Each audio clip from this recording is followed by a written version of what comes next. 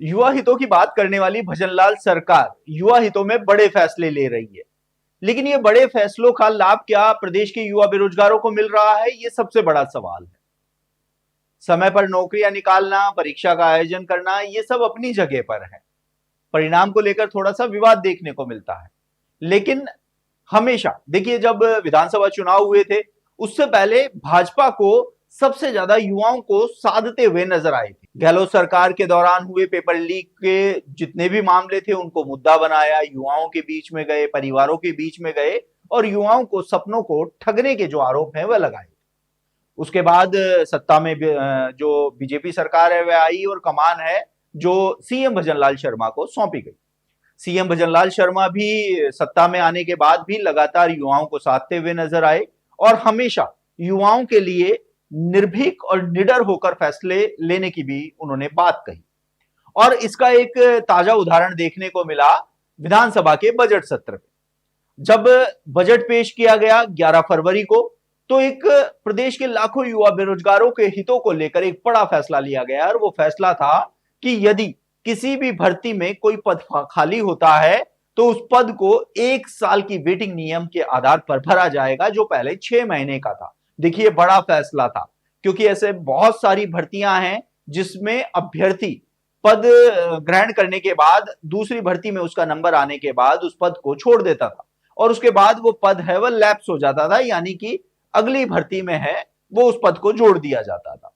भजनलाल सरकार की ओर से यह बड़ा फैसला प्रदेश के लाखों युवा बेरोजगारों को लेकर लिया गया, लेकिन लगभग 2.5 महीने का समय बीत जाने के बाद भी यह फैसला धरातल पर नहीं उतर पाया है। अब इसके पीछे की वजह क्या है? कोई टेक्निकल इशू है, किसी तरह का कोई आदेश पारित होना है, किसी तरह की कोई और समस्या है, ये युवाओं को नहीं पता है। ये नोटिफिकेशन जो है उसका इंतजार प्रदेश के लाखों युवा बेरोजगार कर रहे हैं। युवा बेरोजगारों की सबसे बड़ी मांग, ये आज जो हमने वीडियो बना रहे हैं वो इसीलिए बना रहे हैं क्योंकि पिछले 1 से 1.5 साल में बैक टू बैक भर्तियां होने के चलते अभ्यर्थियों को इस फैसले ने सबसे बड़ी राहत दी थी। फिलहाल लगभग 1 दर्जन भर्तियां हैं, वह प्रक्रियाधीन चल रही हैं। किन्हीं भर्तियों के परिणाम जारी होने हैं तो किन्हीं भर्तियों में नियुक्तियां मिलनी है, तो किसी भर्ती के जो है आने वाले में भर्ती कैलेंडर में शामिल जो भर्तियां हैं उनके आवेदन हो चुके हैं और परीक्षा का इंतजार किया जा रहा है। ऐसे में ये नियम कौन सी भर्तियों से लागू होगा, इसको लेकर अभ्यर्थियों के मन में असमंजस की स्थिति। हालांकि जो प्रक्रियाधीन भर्ती हैं उनके अभ्यर्थी लगातार मांग कर रहे हैं कि प्रक्रियाधीन भर्तियों में यदि ये नियम लागू होता है तो सैकड़ों ऐसे अभ्यर्थी हैं जिसको इस नियम का फायदा मिलेगा और उनके सरकारी नौकरी लगने का सपना पूरा होगा। इसमें से एक सबसे बड़ी भर्ती है चतुर्श्रेणी कर्मचारी भर्ती। 53,750 पदों पर आयोजित हुई इस भर्ती में लगभग 22 लाख अभ्यर्थी शामिल हुए थे। इसमें पीएचडी होल्डर थे, एमफिल थे, बीए, बीकॉम, मतलब क्या बताएं कि जो हायर लेवल की एजुकेशन है उस स्तर के अभ्यर्थी भी इस परीक्षा में शामिल हुए थे। हालांकि ये परीक्षा 10वीं पास अभ्यर्थियों की थी, लेकिन राजस्थान में बेरोजगारी का आलम यह है कि अभ्यर्थी को सिर्फ सरकारी नौकरी चाहिए, वो चाहे कोई सी भी हो। सरकारी नौकरी का ठप्पा उस पर लगा रहना चाहिए। जब अभ्यर्थियों से एजुकेशन नगरी ने बात की थी तो उन्होंने भी ये कहा था कि बेरोजगारी का आलम इतना ज्यादा बढ़ चुका है कि उनको सिर्फ सरकारी नौकरी चाहिए। उनको मतलब ये नहीं है कि उन्होंने ग्रेजुएशन कर रखा है, पीएचडी कर रखी है तो उनको कोई बड़ी नौकरी चाहिए, बस उनको सरकारी नौकरी चाहिए। इसके साथ ही इन अभ्यर्थियों का यह भी कहना था कि वह भविष्य की भर्तियों की तैयारी कर रहे हैं और जैसे ही उनकी मन मर्जी की मुताबिक किसी भर्ती में चयन होता है तो वे इस पद को छोड़ देंगे।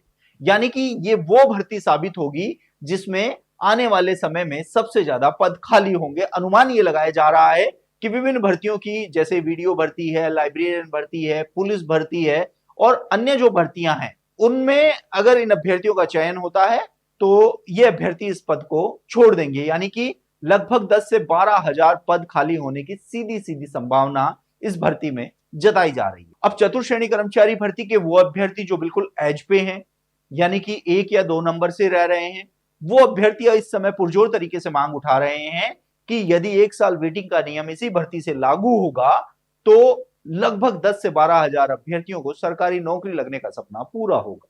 इसके अलावा अन्य भर्तियों के अभ्यर्थी भी मांग कर रहे हैं क्योंकि जो मुहाने पर रह रहे हैं, कुछ अंकों से रह रहे हैं, क्योंकि अगर वर्तमान की जो एनएचएम और राजमहल की भर्तियां हैं, मेडिकल की भर्तियां हैं, वीडियो भर्ती है, जेल प्रहरी भर्ती है, पुलिस भर्ती है, लाइब्रेरियन भर्ती है, इनके अभ्यर्थी भी मांग कर रहे हैं, क्योंकि ये ऐसी भर्तियां हैं जिसमें पद खाली होंगे और अभ्यर्थी दूसरे जो भर्ती है उसमें शामिल होंगे, दूसरे पद को ग्रहण करेंगे। कॉमन चयन की समस्या की अगर बात की जाए तो इन भर्तियों में भी लगभग 8 से 9 हजार पदों पर कॉमन चयन हो रहा है, जिसके चलते भर्तियों में पद खाली होंगे, यानी कि इनकी संख्या लगभग 20,000 से ज्यादा की हो रही है। अब ऐसे में इन अभ्यर्थियों ने मांग तेज कर दी है कि प्रक्रियाधीन भर्तियों से यदि ये नियम लागू होता है तो आने वाले समय में जो मुहाने पर अभ्यर्थी हैं, एज पर बने हुए हैं, कुछ अंकों से रह रहे हैं, वो वेटिंग के माध्यम से अंदर आएंगे और जो सरकारी नौकरी है वो उनके लगने का सपना पूरा होगा। ऐसे में अब देखना होगा कि 11 फरवरी को भजनलाल सरकार ने